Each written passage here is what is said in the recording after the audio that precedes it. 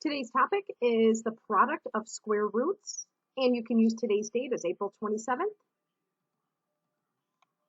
This is the note packet that you'll need to go through our notes today.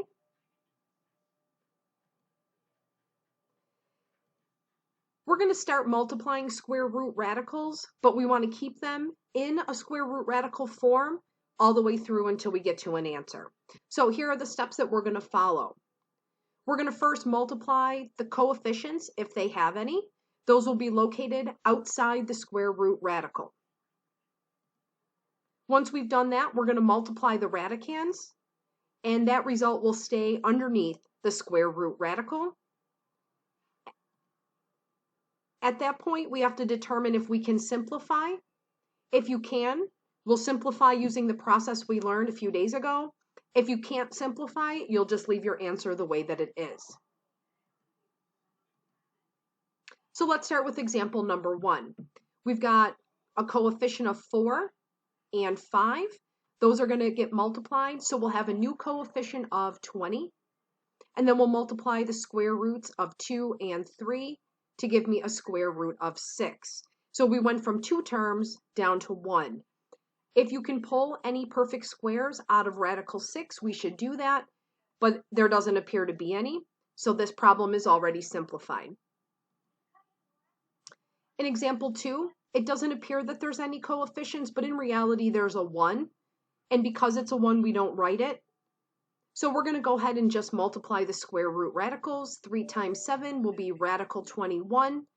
And in this case, there are no perfect squares to remove, so this problem is simplified.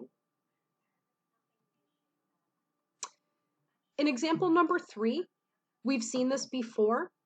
What we're doing is square rooting and then squaring. These are inverse functions and they actually cancel each other. So without really showing any work, I simply know that the answer is 6. In example 4, we're going to go ahead and multiply the coefficients first. So 5 times 6 will give me a new coefficient of 30. We're going to also get a new radicand. 30 times 10 will be radical 300. This 300 can be simplified. So we want to find two factors that multiply to 300. One has to be a perfect square. When I look at this, I see this as 100 times 3. 100 is my perfect square. So I'm going to rewrite it as two different radicals. The perfect square that's removed from square root of 100 is 3 times 10. And we're going to keep radical 3 coming along with us. And this will be 300 radical 3. I need to see all this work when you do your homework. Otherwise, I'll know that the iPad did it for you. In number 5, what we have is, again, the square root of 3 being squared. So that is going to cancel each other, and we're going to be left with 3. But we also have a coefficient of 4 on the outside. So remember, multiplication is implied. 4 times 3 will give me 12, and the radical in the answer has disappeared. In example 6, this one looks like the last example, but we have the coefficient of 4 inside the parentheses. The best option is to write this factor twice. So we're going to write it as a product of two factors, and then we're going to multiply 4 times 4 and radical 3 times radical 3 to get 16 radical 9. You should be able to recognize 9 as a perfect square, so this will really be 16 times 3, and my answer is 48. Again, I need to see all this work as you go through your homework. Number 7 is just like the last example. I like to write the factor twice, so I'm going to do that.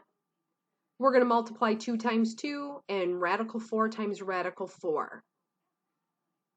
So the coefficient is 4, the radical is 16, and again, this is a perfect square, so it'll become 4 times 4, and that's 16.